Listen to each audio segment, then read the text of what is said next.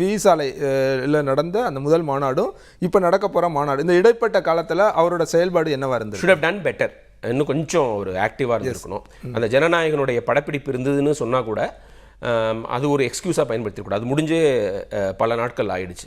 அதுக்கப்புறம் வெளியில் வரணும், அவர் அட்ரஸ் பண்ணணும் இஷ்யூஸ்ன்றனா, மக்கள் பிரச்சனைகளை அட்ரஸ் பண்ணணும். நிறைய நடந்திருக்குது தமிழ்நாட்டில். இல்லை, மக்கள் பிரச்சனையிலே அவர் ரொம்ப செலக்டிவாக தான் அட்ரஸ் பண்ணுறாரு அப்படின்னு தான் புரிஞ்சுக்கிறதா? இல்லை, ஆமாம் ஆமாம், இன்னும் சீரியஸான பிரச்சனைகளை பற்றி அவர் பேச மாட்டேங்கிறாரு.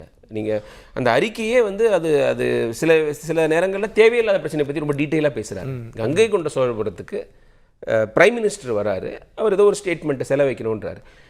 அது வந்து மக்கள் பிரச்சனை கிடையாது, அது சும்மா ஒரு ஸ்டேட்மெண்ட்டு நம்ம கொண்டாடணுன்றாரு. திமுக வந்து இந்த பழம்பெருமையை கொண்டாடுற கட்சி. பாஜக எதிர்ப்புன்றதை சொல்லணும் அப்படின்றதுக்காக அந்த அறிக்கையை விட்டுருப்பாங்க. அது கூட பரவாயில்ல திரு. நான் என்ன சொல்கிறேன்னா, அவர் அதில் டிஎம்கேவையும் கொண்டு வரீங்க. அவர் கருணாநிதி அவர்கள் மாதிரி இந்த பழந்தமிழர் பெருமையை கொண்டாடுறவங்க யாருமே கிடையாது. இன்ஃபேக்ட் பெரியாருக்கே பிடிக்காது அது.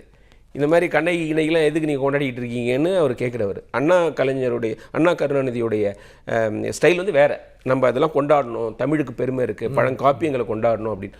அவங்கள்ட்ட போய் நீங்கள் ஏன் கொண்டாடலன்னு விஜய் கேட்குறது எந்த விதத்தில் கரெக்டு? இதில் அரசியல் பண்ண வேண்டிய சப்ஜெக்டாதுன்னு நான் கேட்குறேன். அதனால் மக்களுக்கு பாதிப்பு கிடையாதுங்கிறது ஒன்று. அதில் ரெண்டு பேருமே பெருசாக தப்பு பண்ணலங்கிறேன்.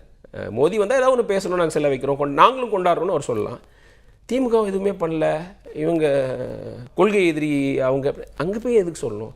தப்பான கைடன்ஸ் எனக்கு தோணுது. இதெல்லாம் தேவையில்லாது. இன்னும் இப்போ கனிம விலை கொள்ளை இது நடந்து, இப்போ இவங்களோட தூய்மை பணியாளர்கள் போராட்டம், இதெல்லாம் இன்னும் வீரியமாக அவர் இயங்கணும்னு நான் நினைக்கிறேன். தூய்மை பணியாளர்கள் போராட்டத்திலே நிறையா கான்ட்ரோவர்சியல் விஷயங்கள். அவர் வந்து இவர் கிரவுண்டுக்கு போய் இப்போ பெரும்பாலும் பார்த்தீங்கன்னா நேராக கிரவுண்டில் போய் பார்க்கணும் அப்படின்னு நினைக்கிறாரு. இப்போ அஜித் லாக்அப் டெத்துக்கு வந்து நேராக வீட்டில் போய் பார்த்துட்டு வந்தார். ஆனால் இங்கே சென்னையில் நடக்கிற தூய்மை பணியாளர் போராட்டத்தை வந்து அவங்கள வீட்டுக்கு வர வச்சு பார்க்குறாரு. இந்த கான்ட்ராடிக்டரி எப்படி புரிஞ்சு? என்னை பொறுத்த வரைக்கும் அரசியலுக்கு வந்துட்டால் சில இஷ்யூஸ் வரதாங்க செய்யும். ஒரு மாஸ் நடிகருக்கு வந்து கூட்டம் ஏற்படும், அதனால் கூட்ட நெரிசல் வரும், லா அண்ட் ஆர்டர் ப்ராப்ளம் வரும். பட் அதெல்லாம் மீறி அவர் போய் பார்க்கணும், அதான மக்கள் எதிர்பார்க்குறாங்க. நான் கூட வந்து எக்ஸில் ஒரு போஸ்ட் போட்டிருந்தேன். வந்து பனையூர்லேருந்து பெரியமேடு வந்து 3/4 மணி நேரத்தில் வந்துடலாம் டிராஃபிக் இல்லைன்னா, அவர் ஏன் வந்து பார்க்க மாட்டேங்கிறாரு? ஏன்னா அந்த மக்கள் அதுதான் எதிர்பார்க்குறாங்க. அதாவது ஒடுக்கப்பட்ட மக்கள், போராட்டம் பண்ணுற மக்கள் வந்து யாராவது நம்மளுக்கு வந்து ஒரு ஹெல்ப் பண்ணுவாங்களா, நம்மளுக்கு ஆதரவாக பேச மாட்டாங்களான்னு காத்துட்டு இருக்கிறபோது அதை ஒரு குயிக்காக செய்யணும். அது இல்லை, லாண்ட் ஆர்டர் இஷ்யூ ஏதாவது வந்துடும் அப்படின்ற பயந்துருக்காங்க. அப்புறம் சொல்கிறாரு, அதை அவாய்ட் பண்ணுற மாதிரி ஏதாவது அவர் ஆக்ஷன் எடுக்கணுன்ற.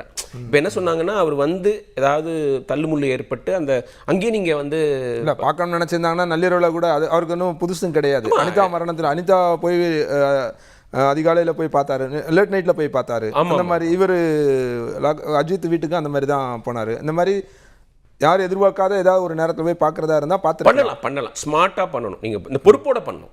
அதாவது எடுத்தேன் கவுத்தேன்னு சொல்லிட்டு அதனால் வந்து ஒரு சட்டம் ஒழுங்கு பிரச்சனை ஏற்படுற மாதிரி பண்ணவே கூடாது. ஆனால் கொஞ்சம் யோசித்து அதே சமயத்தில் குயிக்காகவும் செஞ்சிடணும். மக்களுக்கு ஒரு நம்பிக்கை கொடுக்கணும். போராடுற மக்களுக்கு இவர் ஒருத்தர் இருக்காரு நம்மளோட, இந்த மாதிரி ஒரு பெரிய புகழுள்ள ஒரு தலைவர் வந்து நம்மளோட இருக்காருங்கிற நம்பிக்கையை கொடுக்கணும். நீ வீட்டில் கூப்பிட்டு பார்க்குறது தப்பு கிடையாது. பட் அந்த ஒரு இதை கம்மி பண்ணிடுது, அந்த ஒரு எஃபெக்டை கம்மி பண்ணிடுது. அதெல்லாம் வந்து அவர் ஃப்யூச்சரில் வந்து இன்னும் கொஞ்சம் பெட்டராக பண்ணணும்.